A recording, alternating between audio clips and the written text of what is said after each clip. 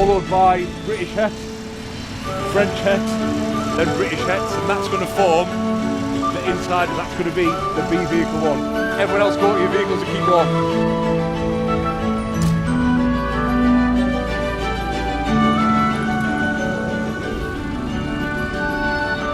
Okay, troops, everybody lights off!